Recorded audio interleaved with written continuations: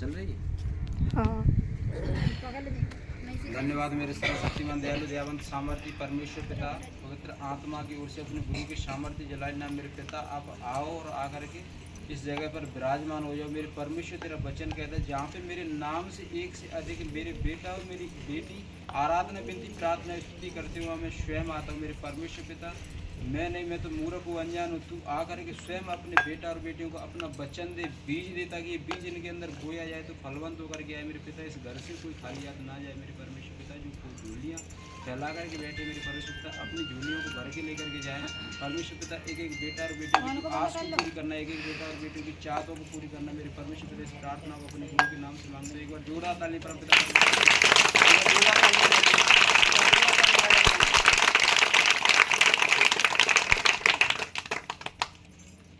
मेरी ओर से सबको नमस्ते नमस्ते। मेरा नाम सोनू सिंह और मैं गुड़गांव का रहने वाला हूँ। परमेश्वर में आने से पहले वास्तव में बहुत ज़्यादा विरोध करता था, लेकिन जब पता पड़ा कि परमेश्वर सच्चा जीवित है, तब बाद में पता पड़ा कि अपन परमेश्वर से दूर होकर के कुछ भी नहीं ले सकते। अगर मैं अपने पिता के पास रहूँगा तो जो उसकी संपत्ति वो मुझे मिल सकती है। अगर मैं अपने पिता से दूर हो जाऊँगा तो वो संपत्ति मेरे भैया को नाम कर दे, मैं क्या कर सकता हूँ? कुछ भी नहीं कर सकता।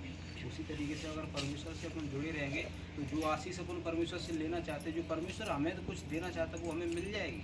लेकिन हम उससे दूर रहेंगे, लड़ाई वड़ाई करते रहेंगे तो उसका क्या बिगड़ सकता है? मेरे जैसे तो उसने संसार में कई बेटा और बेटी बनाई, और जिस दिन से मैं परमेश्वर में आया हूँ तो वास्तव में बढ़ता ही जा रहा हूँ, बढ़ता ही जा रहा हूँ। कौन बढ़ाने वाला? वो परमेश्वर नहीं। वो तो आज एकदम संपत्ति मिल जाए ऐसे कुछ भी नहीं करता, क्योंकि मैंने अभी आपको बताया था, अगर एकदम अगर अपने कुछ मिल जाए तो अपन घमंडी बन जाएंगे, घमंड से बढ़ जाएंगे और कहेंगे नहीं वो ऐसी कोई जरूरत ना। नहीं, मैंने ऐसे कई बार देखा। अगर मैं आपको बताना चाहूँ तो इसमें खुले कैमरा चल रहा है, मैं नहीं बोल सकता। एक जगह की बात है, वहाँ सत्संग होता था, सत्संग होता था और दीदी कहती थी कि परमेश्वर तुमको बहुत दे रहा है।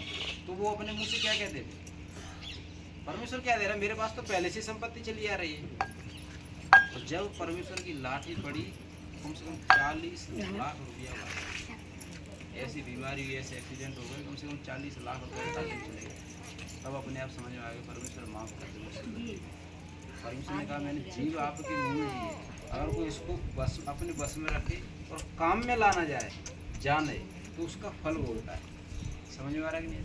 अगर इस जीव को अपन अच्छे के लिए यूज कर रहे हैं और इसके लिए बुरे के लिए यूज करते हैं तो एक अच्छी नहीं रहेगी। परमेश्वर कहता है एक जल के कुआं होता है, जल का सोता होता है, अगर उसमें से मीठा निकल रहा है तो मीठा ही निकलना चाहिए, निकलता रहता है।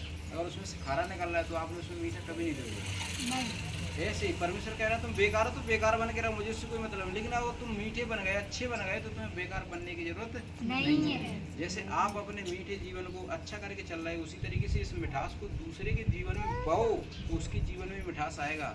अगर एक पेड़ मैं लगा करके जा रहा हूँ, सुनो मेरा मकसद क्या है कि जैसे मैंने इस पेड़ के नीचे छाया पाई है, मैंने इस छाया पाई है, तो क्या करूं? मैं भी एक पेड़ लगा करके जाऊं। तो मैं जाऊं सो जाऊं, मेरे बाद जो पेड़ लगा रहेगा तो उसको जो बेटा बेटी बैठेंगे धूप में, गांव में जब बैठेंगे मेरी छाव के नीचे, तो वो ये कहेंगे कि जिसने इस पेड़ को लगाया बहुत अच्छा, धन्यवाद परमेश्वर कि इस पेड़ की छाया में बैठ करके आज मैं धूप से बच पा रहा हूँ। ये परमेश्वर ने वचन जो हमें दिया है, हमारे लिए नहीं दिया है, दूसरे के लिए भी दिया है, कि जैसे कि तुम बचे उस तरीके से दूसरे व्यक्ति भी बच सके। आज अपने पास सामर्थ्य का मैं तो अपन सोचते हैं कि नहीं कहाँ है रहा सत्संग, कहाँ है जाते, लेकिन मैं तुम्हें सच बता रहा हूँ, जब अपन चलते रहेंगे, बढ़ते जाएंगे और आगे बढ़ते जाएंगे, तो जितने लोग हैं परमेश्वर में चल रहे हैं सच्चाई से, ईमानदारी से, आज इस पोजीशन पे कल नहीं रहे, क्योंकि परमेश्वर ने कहा था बढ़ाऊंगा मैं और गिराऊंगा मैं। जो मेरी आराधना विनती प्रार्थना स्तुति करेगा वो व्यक्ति बढ़ता ही जाएगा, बढ़ता ही जाएगा। और नहीं, आप देख लो कई व्यक्ति इस सत्संग में ऐसे आए, मुझ जैसे गरीब आए, लेकिन आज परमेश्वर ने उनको इतनी ऊंचाइयों में पहुंचाया है कि तुम्हें यकीन भी नहीं होगा। मैं ये सोचता था कि मैं ऐसा काम कर सकता हूँ, आज सोचने की तो बात छोड़ो, मैंने अगर मन में ठान लिया कि परमेश्वर मुझे ये करना है तो मेहनत तब होता है, तब वो काम हो जाता है। तो ये मैं पहले सोचता था, पहले जीवन के लाले पड़ रहे थे, लेकिन आज अपन ने सोची कि परमेश्वर मुझे अपना धंधा करना है, तो परमेश्वर से थोड़ी सी प्रार्थना करके आप जाओ तो कोई धंधा चलने लगता है। लेकिन उसी धंधे में कपट करके छल करके अपन सोचो तो वो धंधा आज तो है लेकिन कल नहीं रहेगा। धन्यवाद परमेश्वर।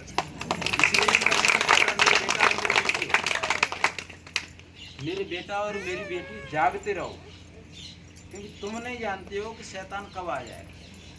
अगर मैं जागता रहूँगा तो सामने में देखता रहूँगा क्या हो रहा है क्या नहीं हो रहा है। अगर मैं सो रहा हूँगा तो दुश्मन आएगा, मुझे मार भी जाएगा, कतर भी जाएगा, काट भी जाएगा, जादू कर जाएगा, टोना कर जाएगा, जो करना चाहे वो कर जाएगा। समझ में आ रही है? अधिकतर चोर कब आते हैं? रात में आते हैं। दिन में क्यों नहीं आते? क्योंकि ज्योति चमक रही है। वचन अभी बोला था कि तुम धरती की ज्योति, तुम जग की ज्योति, ज्योति जहाँ रहेगी वहाँ उजाला चला देगी। उस घड़ी के समय कोई जानता ना तो स्वर्गदूत और ना ही परंतु जीवन आ जाता। इस घड़ी के बाद मनुष्य पुत्र का आना ठीक दिनों के समान होगा। तो जल प्रलय के दिनों में जिस कारण नूह के जहाज में पकड़ने के दिन लोग खाते पीते रहे और उनमें होती थी, और जब तक प्रलय को बाहर नहीं गया वे इसे समझ न सके। उसी कारण मनुष्य के पुत्र का आवी आवश्यक हुआ। मेरी बात वचन बता रहा है, आपने सुना हो या ना सुना हो, परमेश्वर का वचन है कि एक परमेश्वर था, उसका नाम था नूह। सारा सर्फ पहले भी पाप में क्या होता चला गया था। नए लड़ाई वो उल्टे सीधे कर्म कर, उनको छोड़ो कोई बात नहीं, जवान उल्टे सीधे कर रहे हैं, लाइए झगड़े कर रहे हैं। समझ गुस्सा आई तो परमेश्वर ने अपनी बात एक बेटे पर जारी, अपनी बात एक बेटे की का जारी की। लेकिन नहीं परमेश्वर की आवाज सुन सकूं, लेकिन सारी परमेश्वर ने उस बेटी की बात को जारी किया, जो बची हुई संसार बेटी को बचाओ।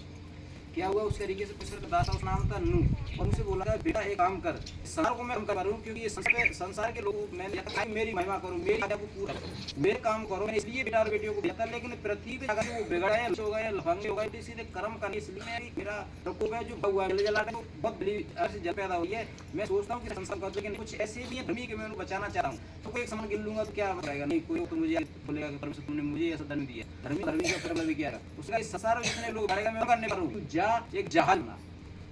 उस आवाज को सुना, ठीक है मैं जहाज बनाना स्टार्ट करूँ, और जहाज बनाता 120 वर्ष लगी। जहाज जब बना रहा तो सारे नहीं होंगे, सारे नहीं संसार में अपन संस्कृति के अरे सत्संग पाया जाओ। सुनो ये बहुत बड़ी बात है। जब वो जहाज बना था, वो जहाज बना रहा था, एक दिन बनाया, दूसरे दिन बनाया, उसने लकड़ी कट्टी, कुछ ठुका, कहीं किस लगाया, कहीं गेट बनाया, कुछ बनाया, कुछ बना रहा था, और उस जहाज बनाने में 20 वर्ष लगी। उसको रास्ता मिली होगी नहीं, उसकी और पागल होगा तो जीवन खतरा पागल हो जाए, काट मुड़ मार नहीं बोला होगा, बोला था। लेकिन उसने एक बात किया था कि बोला इस जहाज में तो उसने क्या बन लिया, जब बन गया उसने कहा संस के लोगों के पाप से निकाल ले, मुंह करा ले, पसे अपने मुंह को मोड़ ले, जो उल्टे से कर्म रहा मुंह को नहीं, तेरे को क्या है बता, मेरे अंदर पहले ही खत्म था। आज परमेश्वर खत्म नहीं किया, कहते मैं तुम्हारी दी मैं खत्म नहीं करता हूं, लेकिन मैं इस्लाम नहीं दूंगा कि तुम कहीं मुंह दिखाए लगे। तो क्या हुआ? उसने सब भाई को ना मुंह क्या करने लगे, सब इग्नोर करने लगे। पानी बात ना बात नहीं जा ऐसे आज अपन सत्संग से बता रहे, ठीक है भाई तू काम कर ले, जब तू ठीक है हमें देगी ऐसे देते। उसने बोला था कि जाओ सारे संसार में के परमेश्वर का जल जला फैलाया और मैं संतन करने वाला। लेकिन किसी ने उसकी बात नहीं माना था, किसी ने उसकी बात को माना। उसने फिर परमेश्वर बोला पर मेरी बातों को राजी नहीं है। परमेश्वर कहते इसलिए सुना कि सब आदमी है, इसके सब पापी, सब पाप बना हुआ है। अब एक अगर तू बेटियों को ले, तू खुद उस चढ़ जा, पशु के जोड़ ले ले, पक्षियों को ले ले, जैसे उसने परमेश्वर ने बताया था, बीज वगैरह सब उसने परमेश्वर ने जो बताया उसने वगैरह किया। पशु के पंच के जन्म सारे जोड़ करके उसमें पेड़, और जब पानी होने लगी तब सारे लोग आने लगे। ये बोलने क्या बताते हैं, पानी बरसता 40 दिन 40 रात पानी था, और पानी इतना बरसा कि चूहे डूब गए, नीम डूब गए, सब कुछ डूब गया। जब वो पास आए कि हम जगह चाचा हमें जगह तुम बैठे या नाम में हम बच सके, परमेश्वर का जो था अपने आप गेट बंद हो गया। परमेश्वर कहता मैं तुम्हें नहीं जा, जब अनुग्रह दरवाजा खुला हुआ था तब तुमने प्रवेश नहीं किया, लेकिन आज तुम पे विपत्ति आई तब तुम कह रहे हमें भी इस क्या दो जगह दे, हमें भी इसमें शरण दे दो, हमें भी स्थान दे दो। कल पहले ने मेरे प्यार को कम कर दिया, बोले थे मैं एक मेरे में पैर रखा कि मुझे बचा, उसने अब अनुग्रह के दरवाजे को बंद कर दिया। अब इसमें कोई प्रवेश नहीं कर सकता। आज ये सत्संग का द्वार खुला हुआ, आज परमेश्वर ने आपको प्रवेश कर सकता, कोई भी आ रहा है, कोई जा रहा है, समय ऐसा भी आएगा इसकी मर्जी पर जो परमेश्वर चुनने के लिए गया कोई सत्संग नहीं। आज अनुग्रह का आज तुम बताओ किसी समझ नहीं आ, वैसे उस टाइम में समझ नहीं बदले नहीं आ, कोई बात नहीं। 40 रात पानी बरसता रहा, पर अभी भरेगी ये 20 डेढ़ तक बेसी बरसता रात 150 तक करके कम। और जो प्राण बचाए थे उस जल में 8 प्राण बचाए थे। परमेश्वर ने उस संसार को उसी टाइम खत्म करने की सोच लिया था, लेकिन कौन नूह और वो धर्मी व्यक्ति था, उसके द्वारा परमेश्वर ने 8 लोग बनाया, उसको और उस बेटा और बेटे उसकी बेटे और बचा करके जो आज जो मेडल लाइन में काम कर रहा है, ब्लड को हमारा मैच का तुम्हारा बिल्कुल ना चढ़ रहा हो नहीं, उनका मैं नहीं कर रहा है। 8 ब्लड बचे वो ब्लड ग्रुप में जो जहाज में 8 भी बच्चा है, वो ये धर्मी व्यक्ति के द्वारा परमेश्वर फिर पर क्या कर दिया, संसार को बा दिया, फिर पूरे सार को उसी तरीके से ला दिया। उसी तरीके से परमेश्वर कह मेरे प्रिय जागते रहो, कौन नहीं आएगा वो तो मैं अपने आप लाने चाहूँगा, उसको लेके आऊंगा, जिसको नहीं आना उसको लेके आऊंगा। लेकिन आप जागो, आप अपने रखवा लो, आप बच जाओ, आप द्वारा पूरे संसार को बसा दूंगा, किसी को टूटने नहीं दूंगा। धन्यवाद परमेश्वर। जल पिलन को बाहर ले गया शेष नस, उसी मनुष्य पुत्र का भी उसमें दो मनुष्य खेत होंगे, एक ले लिया जाएगा, लेकिन अधर्मी छोड़ दिया जाएगा। चाहे तुमसे गिड़गिड़ा हो, चाहे रोग हो, पीट हो, कुछ हो, तुमसे साथ नहीं आ सकते, तुम अधर्मी थे। जब तुम्हें धर्म का काम बताएगा तो तुमने नहीं आता। दो स्त्रियां चपीस नहीं, एक ले जाएगी, दूसरी छोड़ जाएगी। इसलिए जाओ, क्यों तुम नहीं जानते कि तुम्हारा प्रभु इस दिन आएगा। परंतु यह निश्चय जानोगे, यदि घर के स्वामी पता होगा कि हाथ में किस समय आएगा, तो आता रहता और आप घर में सहन रहते, चोरी से बचाता। आपको पता है, एक व्यक्ति को लेकर जाओ इस कारण तुम भी तैयार, मनुष्य को घड़ी आ जाएगा कि तुम सोए भी नहीं थे। एक व्यक्ति को मैं एक पे ठहर दिया, एक गेट पे मैं खोटा होना है, आपको नौकरी दूंगा, मैं मजदूरी दूंगा, आप नौकरी करो, उसी तरीके से मैं आपको नौकरी दूँ। अब मेरे घर की नौकरी करो और मैं चल और वो नौकर जो उसको मैं छोड़कर गया, वॉचमैन गेट में जो छोड़कर गया था, वो बाद में क्या मेरे बाद क्या करने लगे, पत्ता खेलने लगे, ताश खेले, सो जाए, ना रहे तो क्या कोई चोर आए उसमें कुछ न कुछ ले जाएगा। लेकिन अगर सुन मेरा घर का स्वामी होता जागता तो उसके अंदर कोई प्रवेश नहीं करता। परमानेंट तो ड्यूटी का वॉचमैन करा है, जिससे तो वॉचमैन ड्यूटी करके तुमको ड्यूटी करनी है। दूसरी बात ये करा है कि घर के स्वामी को ये नहीं पता कि परमेश्वर कब आए, तरीके से तुमको पता है परमेश्वर कब आएगा, अपनी अच्छे तरीके से। धन्यवाद परमेश्वर का।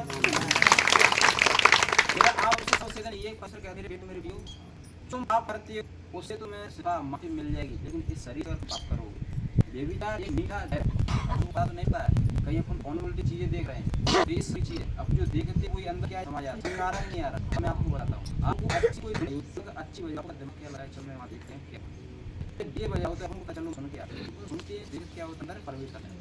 तो इस शरीर को पवित्र और बलिदान अच्छा करके परमेश्वर को क्या ग्रहण करवा, तब पर अपन को आशीष है। अगर अपन ईमानदार तो फिर अपन अपने परिवार में पहुंच जाएंगे, घर में आज तो मम्मी पापा साथ रहना, सब पहुंच कोई बात नहीं साथ लेगा, तब परमेश्वर तुम्हें बदला लेगा। तब ना तो तुम मम्मी से कह लेना, पापा ही कह सकेगा, ना पति हुए और मैं किससे चीज को अपन ध्यान में रखो, अपन तो चला इसको सबसे पवित्र परमेश्वर